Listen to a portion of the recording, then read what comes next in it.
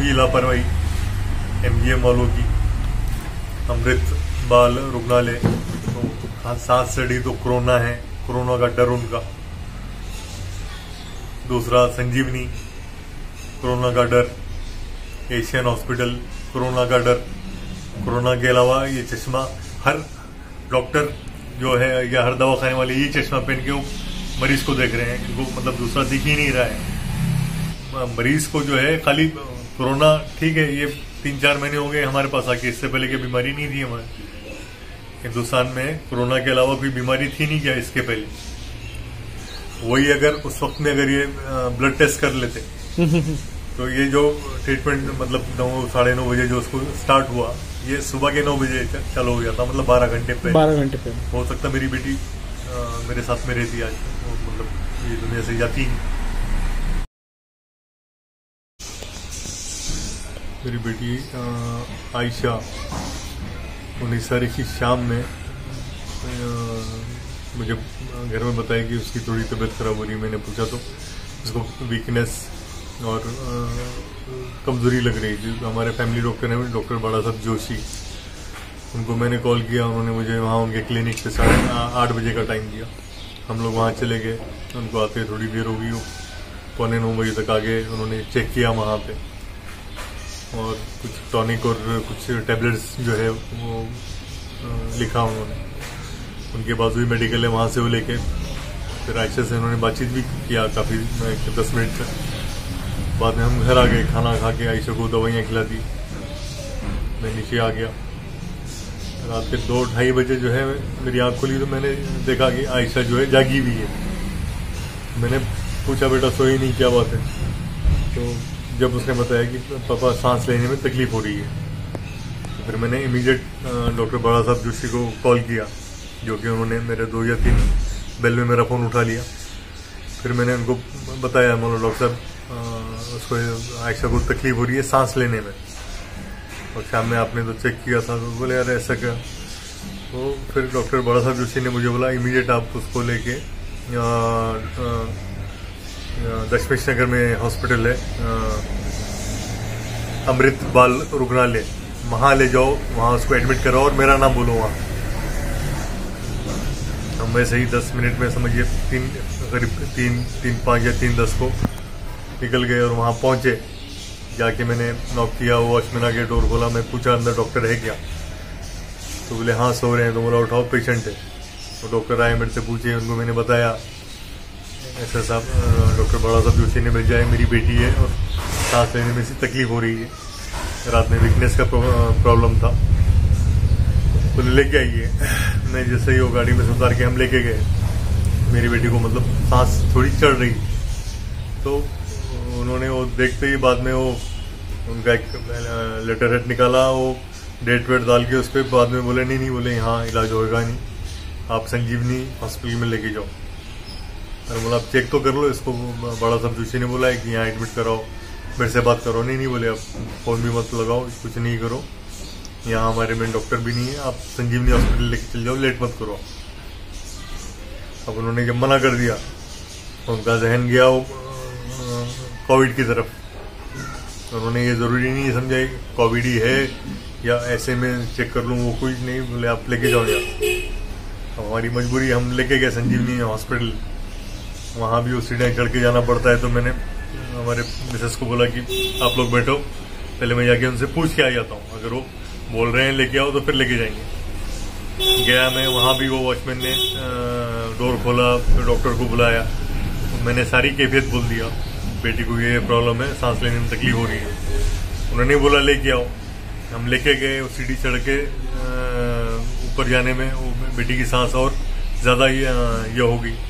तो उन्होंने भी हाथ ऊपर कर दिया। नहीं बोले आप सीधा एमजीएम लेके जाओ, यहाँ कोई जरूरत नहीं। वहाँ पे व्हील चेयर वगैरह नहीं थे क्या? वहाँ संजीवनी में व्हील चेयर नहीं थी, हम चला के ले जाना पड़ा, चला के ले जाना।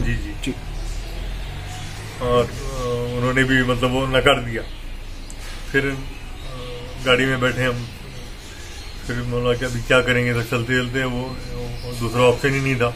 और एमजीएम जाने की मेरी हिम्मत नहीं थी कि एमजीएम के लिए मतलब जो न्यूज़ आ रही है या कोविड के वहाँ पेशेंट है या वहाँ जो भी चल रहा है, तो लोगों से मालूम पड़ा तो ऐसे ही मतलब एमजीएम के नाम से घबराहट थी मेरे को। तो एकदम वो आकाशवाणी के सिग्नल पे डॉक्टर शोएब हाशमी का हॉस्पिटल जो है एशियन हार्ट, वो दिख गया। मैंने उनका नंबर था मेरे पास, उनको कॉल किया, 4-5 कॉल किए, उन्होंने कोई कॉल नहीं उठाया। फिर भी मैं वैसे ही चला गया हॉस्पिटल में। वहाँ 2 नर्स थी, एक डॉक्टर था उनका, उनको जाके सारा ये सुनाया। उन्होंने भी ये रिप्लाई किया कि नहीं, आप एमजीएम जाइए, यहाँ कोई देखेगा नहीं। एक बार शोएब साहब को फोन लगा लो तो नहीं, बोले सर का फोन बंद है, जबकि वो मेल गई थी। खैर मजबूरी में मैं वहाँ से निकला 7 हिल के ब्रिज के पास में। वहाँ बेटी को बोला भी, बेटी भी मना करी थी एमजीएम के लिए। तो खैर वहाँ जाके मैंने समझाया बेटी को, थोड़ा मतलब नीचे उतर के करीब जाके कि बेटा मतलब चेक तो कराना पड़ेगा। और मेरे को ये डर, हालांकि मैं अपनी जगह सोच रहा हूँ कि इसको सांस लेने में तकलीफ ही होगी। मतलब थोड़ी देर के लिए मेरा भी जहन वहाँ चला गया था ये माहौल देख के। मैं ये देखा कि मैं तो मतलब ये पूरे 2 महीने जो है बच्ची बाहर नहीं निकली, मैं भी ज्यादा कहीं बाहर नहीं निकला। ये चीज तो होना नहीं चाहिए, लेकिन फिर भी ऐसा था मेरा कि उसके करीब रह के, खुदा ना खास्ता अगर उसको है कोरोना तो वो उसकी सांसों से मेरे अंदर आ जाना, तो उसको एडमिट करेंगे, साथ में मैं भी एडमिट हो जाऊंगा वहाँ, ताकि मैं अपनी बेटी के साथ में रहूं। यहाँ तक सोच बना के मेरे, उसने जब हाँ करी एमजीएम जाने के लिए तो मुझे रोना आ गया। और बच्चे ने मेरे आंसू पोंछी। वहां गए एमजीएम में कैजुअलिटी के पास में, तो उन्होंने आके देखा और इमीडिएट बोले अब कोविड सेंटर में जाइए। वहाँ आगे कोविड सेंटर था, वहां जाके मैं जाके बोला कि आप व्हील चेयर लेके आइए, व्हील चेयर पे उसको लीजिए। वहाँ का आदमी आया, व्हील चेयर पे लेके गए। वहाँ 5-7 डॉक्टर थे और उन्होंने प्रिस्क्रिप्शन लिख के दे दिया मुझे, ये दवाइयाँ आप वहाँ से लेके आ जाओ मेडिकल से, और आप एडमिशन करवा लो और एक्सरे के पैसे भर दो आप। बाहर निकला, सिक्योरिटी वाला बोला गाड़ी आपकी पार्किंग में लगाइए। वो बाजू की बिल्डिंग में पार्किंग में लगाया गाड़ी, और ये सारा करके आने में मुझे 15 से 20 मिनट लगे, दवाइयाँ लेके आने में, एक्सरे के पैसे। वहाँ आने के बाद वो जो डॉक्टर जो थी, डॉक्टर पृथ्वी, उन्होंने जो है वो ये बोलना शुरू कर दिया कि भाई आपकी बेटी को तो कुछ नहीं है, उसका ऑक्सीजन लेवल अच्छा चल रहा है। उंगली पे उन्होंने उसका ऑक्सीमीटर का वो लगा के रखा था जो स्क्रीन पे डिस्प्ले हो रहा था। बोले ये देखिए, ये ऑक्सीजन लेवल 97 के करीब है, उनको कुछ भी नहीं है। और ऑक्सीजन मास्क लगाया हुआ था। उन्होंने इंजेक्शन एक एसिडिटी का बेटी को दिया था। तो पहले के मुकाबले अभी बेटी जो है थोड़ी मुझे सेटल लग रही थी, रिलैक्स लग रही थी। जो उसकी सांस जो पहले जो चल रही थी, मैं दिल में ही शुक्र अदा किया अल्लाह का कि चलो ठीक है, मतलब वो जो चीज मैं सोच रहा था कोरोना से के ताल्लुक से, ये चीज तो नहीं है इसको। फिर भी मैं बोला, फिर मैडम बोला इसको तकलीफ क्या है, तो बोले इनको एक साइकोलॉजिकल एक डर बैठ गया। इन्होंने कोई वीडियो देख लिया या कोई न्यूज में देख लिया इनको, बाकी और कुछ भी नहीं है। एक डर है, बच्चे ऐसा करते हैं। आप वो रिपोर्ट आने दीजिए एक्सरे की, और इसके बाद आप घर लेके चल जाइए यहाँ से। यहाँ दूसरे मरीज बैठे हैं, ये है मतलब और भी मतलब कोविड के बहुत पेशेंट हैं यहाँ। आप ठहरिए 15 मिनट बाहर, मुझसे कहा उन्होंने 15-20 मिनट बाहर ठहरे। बाद में वो रिपोर्ट आई, रिपोर्ट आने के बाद में बुलाया उन्होंने, बोले देखिए ये रिपोर्ट तो एकदम कुछ भी नहीं है इसमें, इसलिए हम आपको डिस्चार्ज दे रहे हैं, आप लेके जाइए बच्ची को। तो मेरी बेटी जो है वो डॉक्टर को बोल रही है कि मुझे ठीक नहीं लग रहा है, आप मुझे 2 दिन रहने दीजिए, हॉस्पिटल में एडमिट कर लीजिए, मुझे कोई रूम में मुझे शिफ्ट करवा दीजिए, मुझे ये मत कीजिए, आप यहाँ से निकालिए मत। तो मेरे को हंस के मेरे को बोल रहे हैं, देखो बोले बच्चों का जहन कैसा हो गया, हालांकि इनको कुछ भी नहीं है। और 10 मिनट उन्होंने मेरी काउंसलिंग की और बेटी की काउंसलिंग। इसमें बुरा ये लगा, खैर जब तो मुझे अच्छा लग रहा था कि चलो ठीक है, ये समझा रहे हैं, इसको है नहीं, ये नहीं।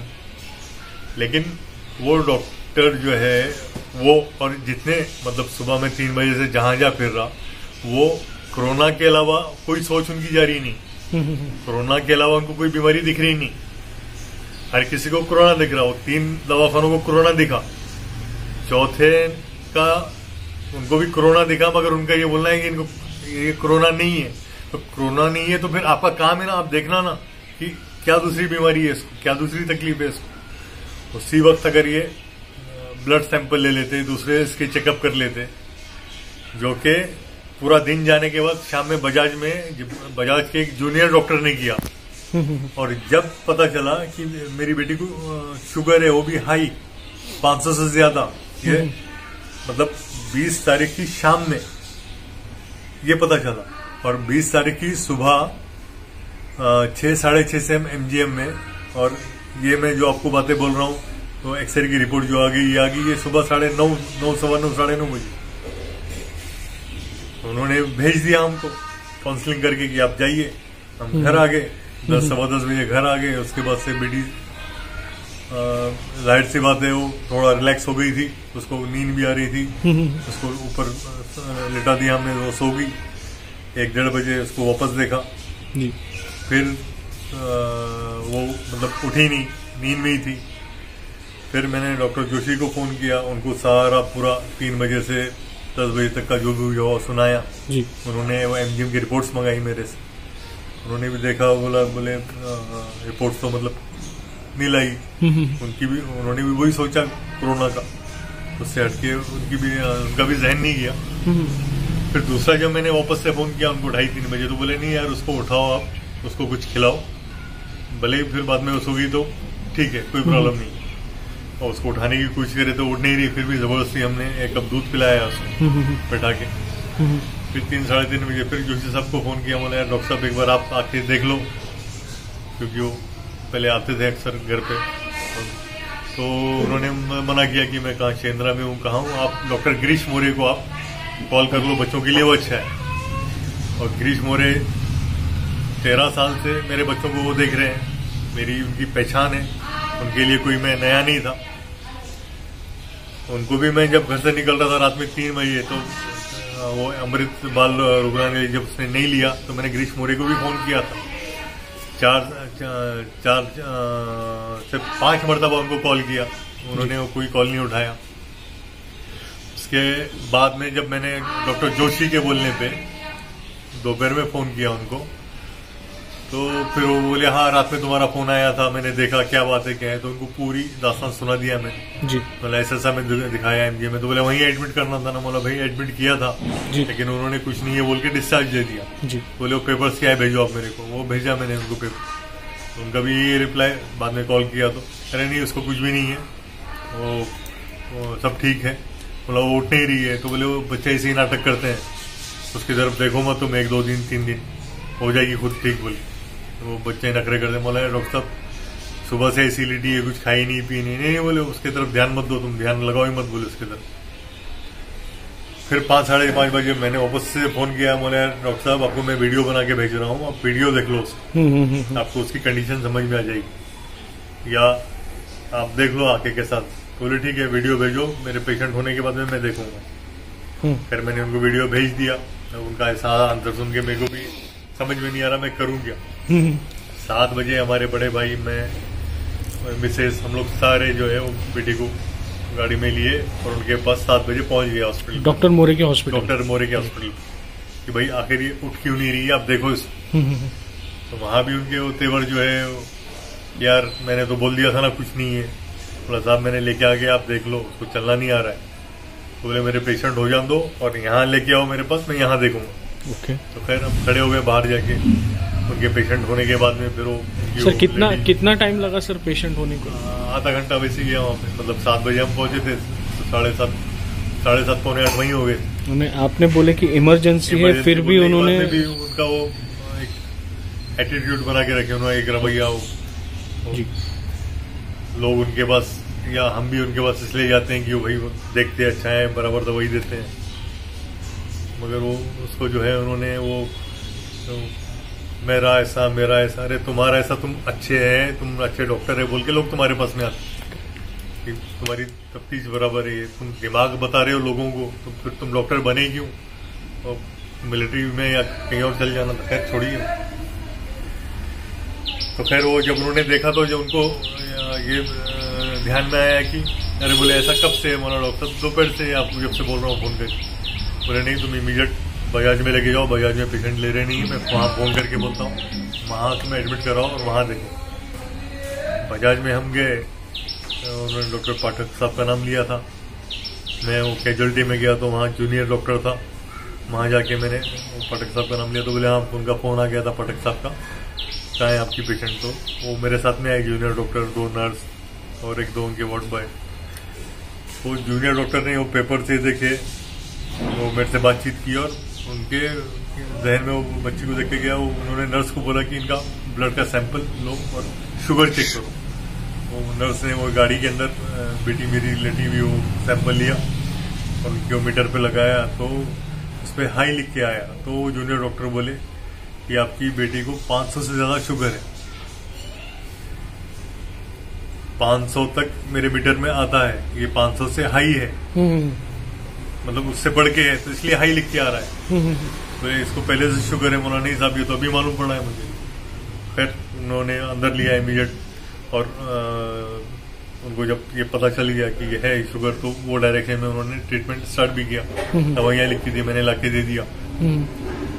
और बाद में पाठक साहब आ गए, फिर उन्होंने भी देखा, उनको भी बड़ा मतलब ताजुब हुआ और वो ये बोलने लगे कि यहाँ आईसीयू में बजाज के बेड नहीं है आईसीयू में, और क्योंकि आपकी बेटी का जो है इनको वेंटिलेटर भी लग सकता है, ऑक्सीजन तो कंटिन्यू लगेगी।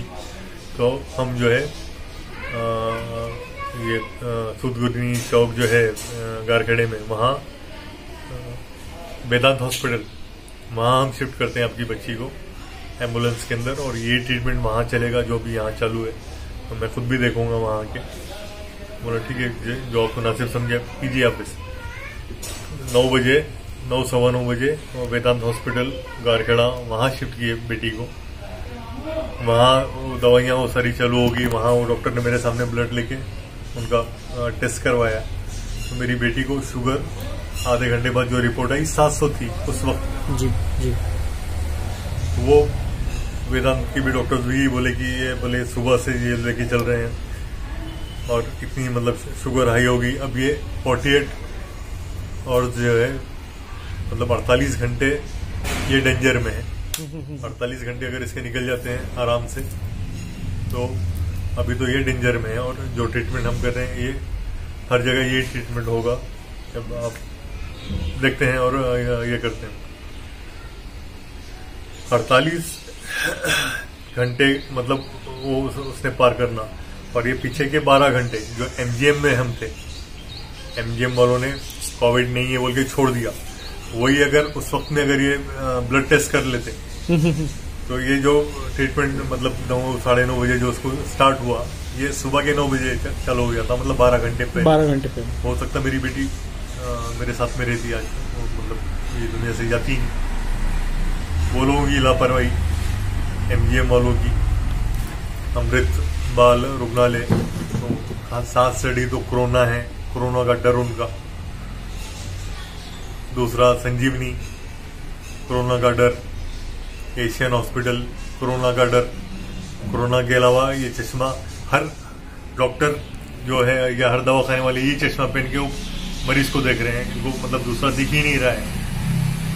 तो इसीलिए मैंने कलेक्टर साहब के पास में कंप्लेन की जी, राजेश शोपे साहब को की, सीएमओ ऑफिस में की, खासदार साहब इम्तियाज जलील साहब को की, ताकि ये लोगों को आप बुलाएं, समझाएं कि आप मरीज को जो है खाली कोरोना ठीक है, ये 3-4 महीने हो गए हमारे पास आके, इससे पहले की बीमारी नहीं थी हमारे हिंदुस्तान में। कोरोना के अलावा कोई बीमारी थी नहीं क्या इसके पहले?